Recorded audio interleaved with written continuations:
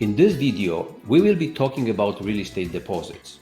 If you're thinking of buying a home, a deposit is one of the most critical parts of the purchase agreement. So what exactly is a deposit and why is it so important? Hi guys, Tom here, Tom Smok Real Estate. I'm a real estate broker with Royal LePage signature in Mississauga. If you like this video, please hit the like button and subscribe to my channel.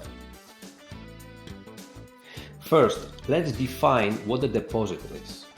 A deposit is a sum of money paid by a buyer when an agreement of purchase and sale is accepted by both parties. It is a way for the buyer to show good faith and commitment to the deal. The deposit is usually a percentage of the purchase price and it goes towards the final payment. Now, let's talk about why a deposit is so important. There are two main reasons why deposits are necessary in real estate transactions.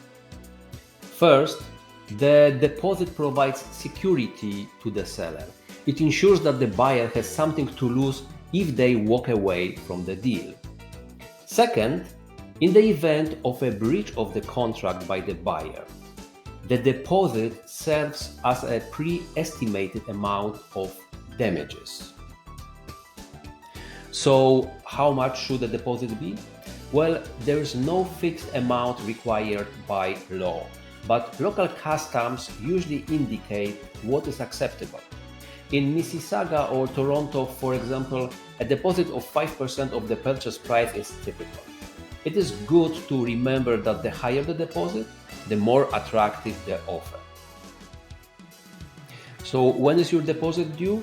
In Ontario, a deposit is usually due within 24 hours of the agreement of purchase and sale being accepted.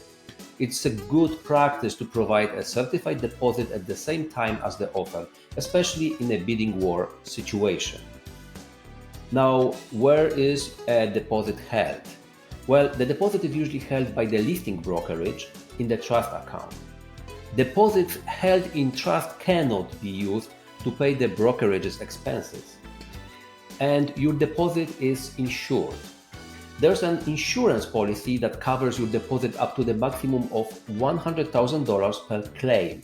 If your deposit exceeds $100,000, you may be asked to provide two deposits, one to the seller's brokerage and one to the buyer's broker or to the seller's lawyer to reduce risk. If the brokerage holding your deposit goes bankrupt, which is extremely rare, all claims cannot exceed $3 million. So what happens to the deposit at closing? The deposit is applied to the buyer's closing cost and forms part of the purchase price at closing. If the deposit doesn't arrive on time, the buyer will be in breach of the agreement and the seller could potentially walk away from the deal. What happens if a buyer doesn't provide a deposit? If the offer was firm, meaning there were no conditions like financing or home inspection, the buyer must proceed with the purchase and provide a deposit. Agreements in Ontario are signed under seal and are binding.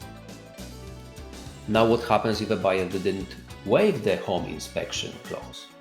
Depending on the wording of the home inspection clause, if the buyer doesn't waive or fulfill the home inspection condition, the deposit may be returned to the buyer. In conclusion, a deposit is a critical part of a real estate transaction. It provides security to the seller and pre-estimates damages in the event of a breach of the contract by the buyer.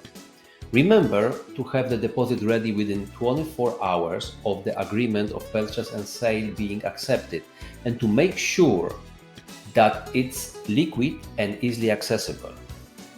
And always read the agreement before signing to avoid any surprises. If you like this video, please subscribe to our channel, and if you want to buy a house or have some questions about the real estate in Mississauga, please call the number or use the Calendly link below this video to contact us. Thank you for watching and have a fantastic day.